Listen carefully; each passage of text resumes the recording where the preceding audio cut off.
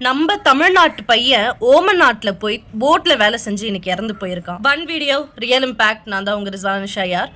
நம்மளுடைய தூத்துக்குடியில் வாழ்ந்த நம்ம தமிழ்நாட்டு பையன் இன்னைக்கு ஓமன் நாட்டுக்கு போய் ஒரு பெரிய போஸ்டிங் கிடச்சிதுன்னு போட்டில் வேலை செஞ்ச பையன் இறந்து போயிருக்கான். இன்னும் அவனோட பாடி நம்மளுடைய நாட்டுக்கு வந்து சேரல. அதாவது அவங்க குடும்பத்தினருக்கே வந்து இந்த வீடியோஸ் பார்த்து அவன் இறந்து போயிட்டான்ற செய்தி தெரிய வந்திருக்கு. இவ்வளோ ஒரு கொடூரமான சம்பவம் இல்லையா? 29 வயசான நிஷாந்த்னு சொல்கிற ஒரு பையன், நம்மளுடைய நாட்டு பையன், போட்டில் ஒரு செகண்ட் லெவல் ஆஃபீஸராக ஏதோ ஒரு போஸ்டிங் நல்லா கிடச்சதால அவன் போய் ஒர்க் பண்ணியிருக்கான். நடுவுலேயே அந்த பையன் ஜூன் 5 அன்னைக்கு அவங்க ஒய்ஃப் கிட்ட பேசியிருக்கான். அவனுக்கு 2 பசங்க இருக்காங்க. ஸோ கடைசி அப்போ தான் பேசியிருக்கான். அன்னையிலேருந்து கொஞ்ச நாளைக்கு அப்புறம் அவனுக்கு ரொம்ப ஃபீவர்னு சொல்லி அதை சடனாக வந்து ரொம்ப உடம்பு சரியில்லைன்னு சொல்லியிருக்காங்க. ஸோ ப்ராப்பர் ஒரு மெடிக்கேஷன் வந்து அந்த போட்டில் இல்லை. அதனால் அவன் திடீர்னு ரொம்ப உடம்பு முடியாமல் போய் இறந்ததா அவங்க வந்து இந்த மாதிரி வீடியோஸில் பார்க்குறாங்க அவங்க ஃபேமிலி. ஸோ இன்னுமே அது வந்து இன்னும் வந்து சேரல. ரொம்ப உடம்பு முடியாமல் இருந்தான், அதனால் இறந்துட்டான்னு சொல்கிறாங்க. ஆனால் அங்கே இன்னும் அந்த பாடியை வந்து சரியான ஒரு ப்ரிசர்வ் கூட பண்ணாமல் இந்த வாட்டர் கேன் ஐஸ் வாட்டர்ஸ், இந்த ஐஸ் பாட்டில்ஸ்லாம் வச்சு தான் அந்த பாடியை வந்து இது பண்ணிகிட்ருக்காங்க.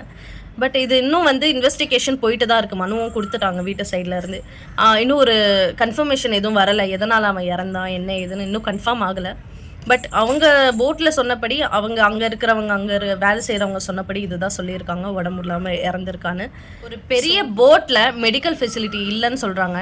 இதுதான் உண்மையா இல்லை வேறு எதனா காரணங்கள் இருக்கான்றது ரிப்போர்ட் வந்தால் தான் நம்மளுக்கு தெரியும். அதுவும் இல்லாமல் இன்னும் பாடியும் வரலை.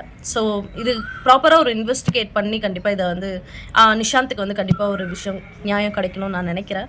அண்ட் ஏதோ ஒரு கிராமத்தில் வாழ்ந்த அந்த பையன் எவ்வளோ கனவுகளோடு தன்னுடைய குடும்பத்திற்காக எப்போனா தான் வர முடியும் போய் வேலை செஞ்சுருக்கான் அவ்வளோ தூரம்.